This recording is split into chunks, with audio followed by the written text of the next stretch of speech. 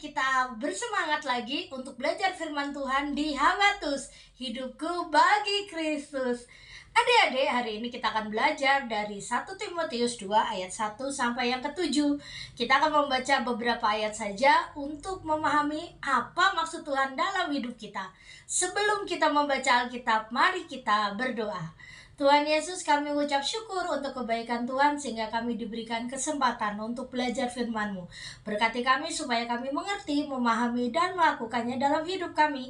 Dan hanya di dalam nama Yesus kami percaya berdoa. Haleluya. Amin.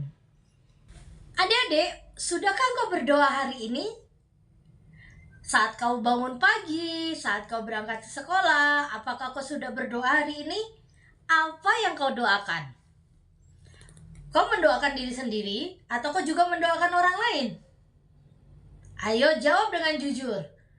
Apakah kau sudah berdoa untuk orang lain hari ini selain dirimu, selain keluargamu, selain orang-orang yang kau kenal di sekitarmu?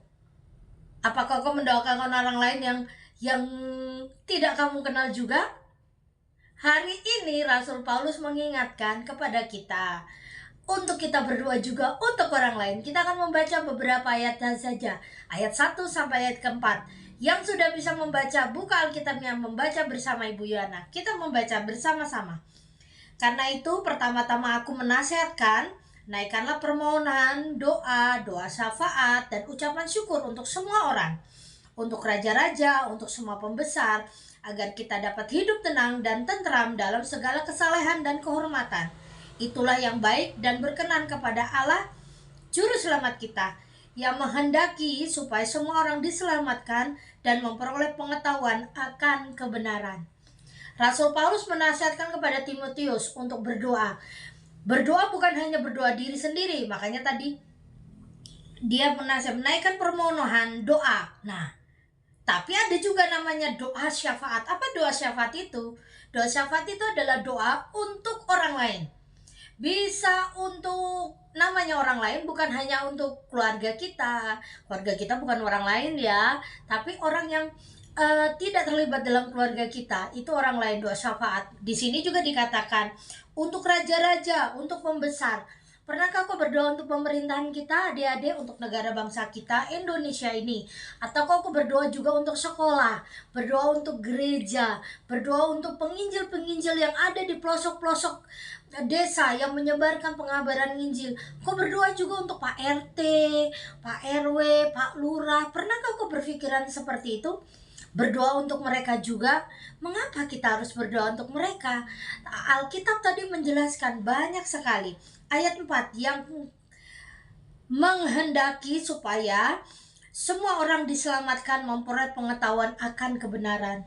Kita terkadang ingin menolong orang lain, tapi kita tidak bisa menolongnya secara langsung karena ada jarak, ada waktu, mungkin kemampuan kita yang terbatas. Tapi ternyata saat kita berdoa, kita juga sama juga menolong orang itu, supaya orang itu memperoleh pertolongan dari Tuhan. Misalnya ada temanmu yang sakit. Oh, aku ingat si A ini sakit, doakan dia. Aku gak bisa nengok, tapi aku doakan supaya orang itu sembuh. Aku dengar pemerintahan kita sedang tidak baik-baik saja. Aku berdoa supaya Indonesia diberkati Tuhan. Apalagi bulan ini kita merayakan ulang tahun negara kita, dan kita doakan supaya Indonesia semakin kuat dan kokoh dan semakin maju, ekonomi semakin baik, dan semuanya mendatangkan kebaikan dan nama Tuhan dipermuliakan. Dan hari ini belajarlah jangan egois berdoa untuk diri saja, tapi berdoa juga untuk orang lain. Kau juga bisa berdoa dan harus berdoa untuk orang-orang yang belum mengenal Tuhan, supaya mereka memperoleh kebenaran, memperoleh kasih sayang Tuhan, mendengar Injil keselamatan, supaya mereka bertobat. Doakan itu. Langkah pertamanya adalah doakan mereka. Jadi hari ini tema renungan kita adalah doa untuk semua orang.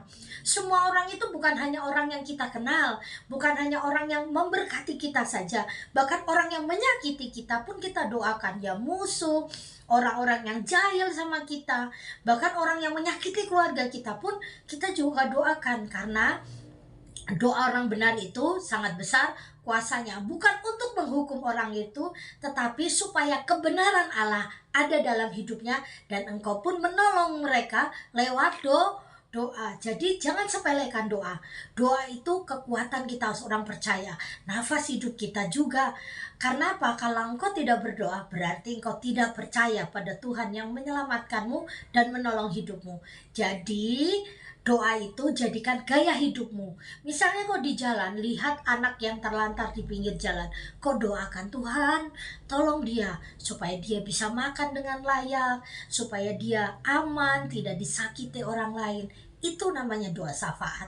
Berdoa untuk orang lain. Saat kau di jalan, jangan sibuk main handphone, main game di jalan, tapi coba perhatikan sekelilingmu. Mungkin ada pengamen di pinggir jalan, kau doakan dia. Mungkin ada orang-orang yang naik motor di sebelahmu, kelihatannya kesusahan, kelihatan mukanya capek, kau doakan, Tuhan berkati bapak itu, kelihatannya capek, Tuhan berkati. Nah, saat kau berdoa, sama saja engkau menolong orang itu. Bedanya kau menolongnya tidak dengan tangan yang tersentuh, tetapi lewat imanmu, lewat doa yang kau nyatakan pada Tuhan. Mulai hari ini jadikan doa untuk semua orang menjadi gaya hidupmu. Apakah adik-adik mau? Yang mau angkat tangannya. Puji nama Tuhan. Kita akan berdoa. Tuhan, hari ini kami diingatkan untuk tidak berdoa untuk diri sendiri atau keluarga atau orang-orang yang sangat kami kasihi atau orang yang memberkati kami saja. Tapi kami belajar untuk berdoa orang lain, mendoakan orang lain supaya orang lain memperoleh kebenaran. Ajari kami untuk tekun berdoa, berharap pada Tuhan. Dan hari ini kami berdoa untuk bangsa negara kami supaya bangsa negara kami semakin kuat dan diberkati Tuhan. Berkati juga orang-orang yang menginjil di luar sana, yang menyebarkan kebenaran. Berikan mereka keamanan, dipelihara oleh Tuhan dan tidak kekurangan. Berkati juga orang-orang yang saat ini bergumul dengan berbagai permasalahan. Tuhan jawab. Terima kasih Tuhan untuk firman-Mu hari ini. Ajari kami untuk melakukannya dalam hidup kami. Dan hanya di dalam nama Yesus yang percaya, mari sama-sama katakan amin. Puji nama Tuhan. Sampai bertemu lagi di Habatus, hidupku bagi Kristus. Habatus Renungan Harian Anak.